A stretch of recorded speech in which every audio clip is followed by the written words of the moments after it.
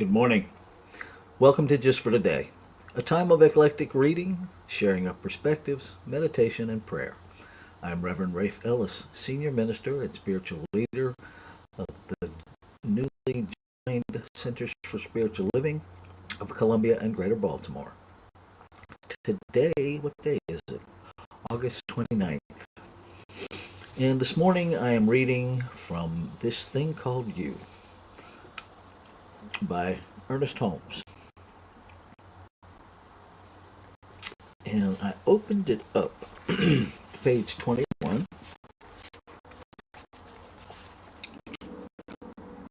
and my eyes landed on the bottom, so I'm going to read the very end of this chapter, chapter 3.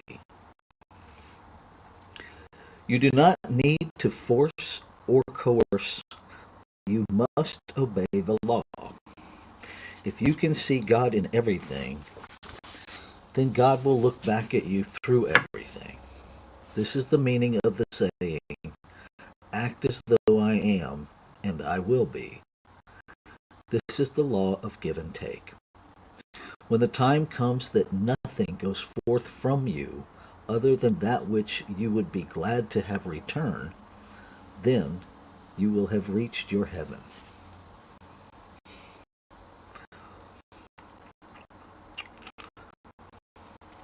That passage reminds me of what, in my experience, is often misquoted from Ernest Holmes' Sermon by the Sea, where he says, show me someone who has redeemed the discomfort of their own soul, and I will show you someone who is for something and against nothing. And I think what he's offering us there is to do our work to be what we want to experience. Because when I be it, then I express it. And that doesn't mean that I control the circumstances of life, because I don't ever control the choices of another. In fact, creation itself doesn't control our choices. It gives us, the creative power of it that we're made out of is born within us, and we have absolute free will to use it, even if we misuse it. And I understand that logically from the perspective that if we didn't have a choice, the infinite couldn't expand its experience of itself. It could only replicate it. And there would be no such thing as grace, unearned favor.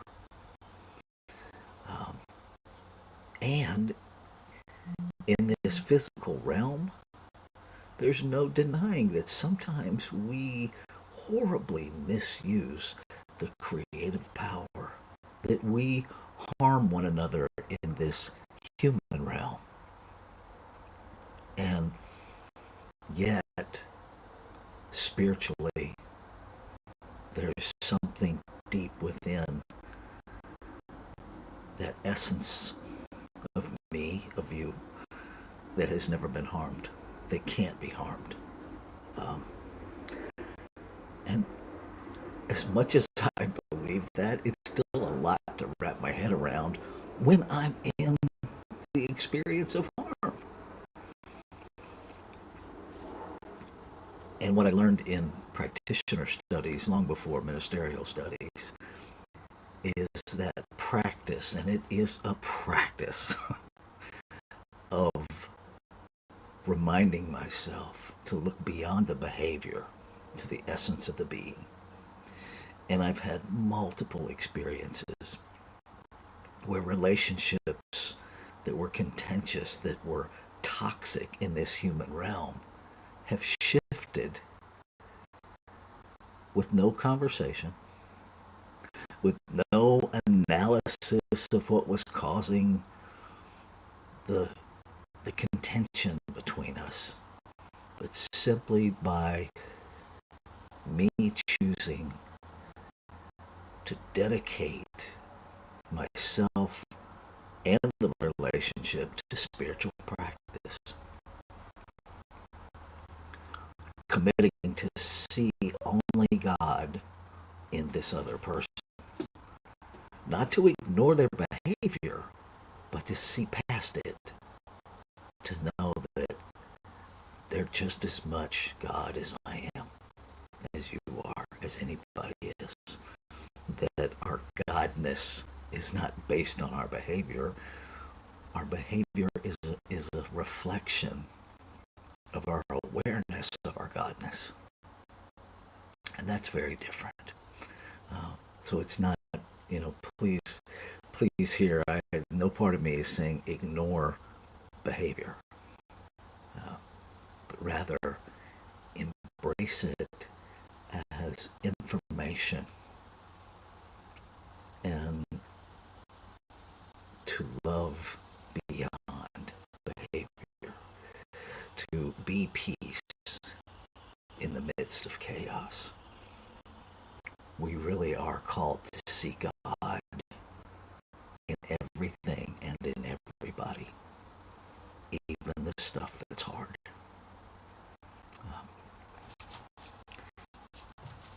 So I am going to reread those couple of sentences and take us into our time of meditation. And again, I'm reading from the bottom of page 21 into the top of page 22 of this thing called you. You need not force or coerce, but you must obey the law. If you can see God in everything, then God will look back at you through everything. This is the meaning of saying, act as though I am, and I will be. This is the law of give and take. When the time comes that nothing goes forth from you other than that which you would be glad to have return, you will have reached your heaven. So let's take that into our time of meditation and contemplation.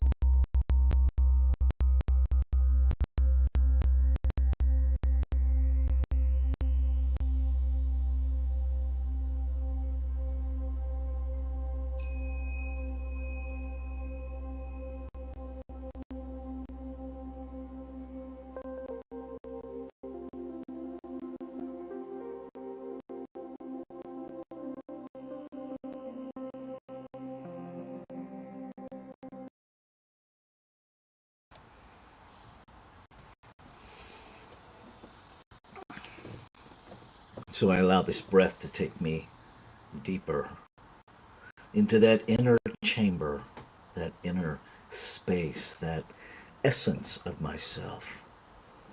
And I recognize the one power that has no oppositional power, that is everywhere present, that has no circumference, and so its very center is everywhere present.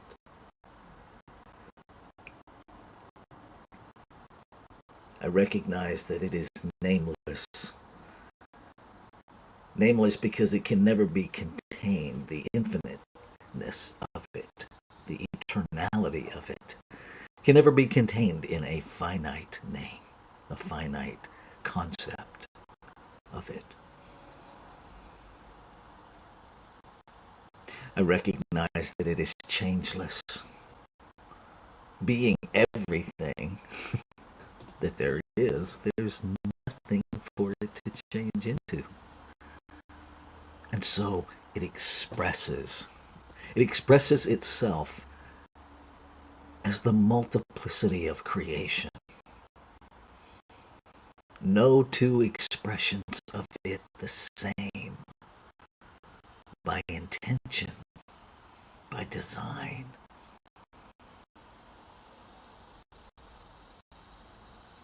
Eternally expressing infinite possibility.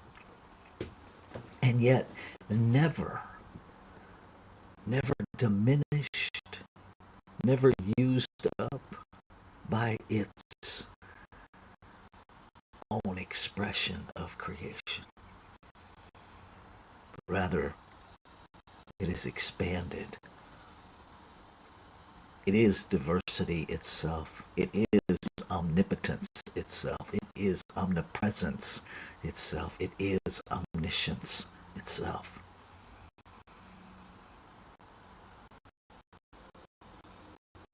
It is every mountain that has ever taken my breath away.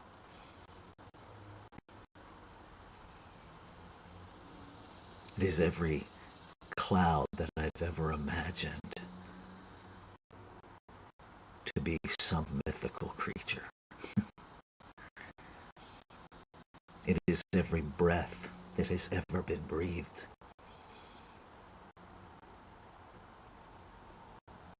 It is everything that I have found to be beautiful. And it is everything I have found to be horrific.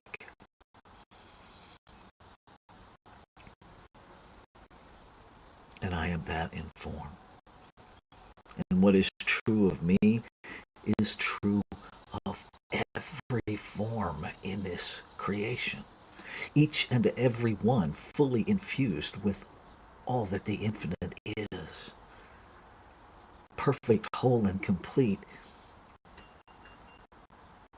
Real in form at whatever level it is intended to be in its manifestation. Never disconnected, never separate. Simply expressions of life itself. And so as I know this, I know that the creative power, the essence of life itself is the essence of me. That the creative operation of life is operating as me, in me, through me. That every belief, that every thought, every mental picture I hold, be it aware or unaware, is received in law and made manifest, is reflected back to me in this give and take of life, in the reciprocity of life. What I hold in my awareness, in my beliefs, always reflected back to me. And beyond the individualized me, I experience the beliefs, the collective use of consciousness as I move about this planet, interacting with other expressions of divinity. And so I know that in the absolute reality of one, that everything that is reflected back is equally mine to receive, to celebrate, and to heal. That whatever is being used out of alignment is equally mine as an individualized expression of this one to participate in healing. And so I claim and affirm that I stay aware of this reality, that I stay open to knowing the truth back of all behavior, calling that truth forward, uplifting the essence, the sacredness, the perfection. That I see God in everything and everyone. That I return God to everyone and everything.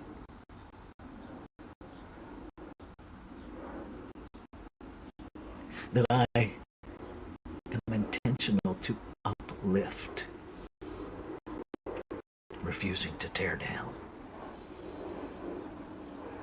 That I emanate, that I ooze out of my pores the love that I want to receive, the peace that I want to experience, the wholeness, the preciousness of the harmonious operation of one. I claim and affirm it as the activity of my life, knowing that this is my heaven. And so I be it before I demand it to be. And I celebrate the creative process within me. The activity of law has already received the impress of the desire of my heart and made it so instantly. That there is no waiting period. That there is a perception of time and space in this human realm that manifests as the idea of a waiting period. And that in truth, it is already done. So I open to an awareness and an experience of it. I open to being present with that harmonious operation of one, no matter what. It's already there. So I celebrate and I let go of all of the thoughts that would negate this word, that would negate my awareness of its completion, that would somehow thwart my full experience of the manifestation of this word spoken. I let it all go. And this is what I mean when I say I release my word. I release everything that would hinder it. I let go. Ashe. Shalom. Aho. Amen. Amen. And so it is. Namaste.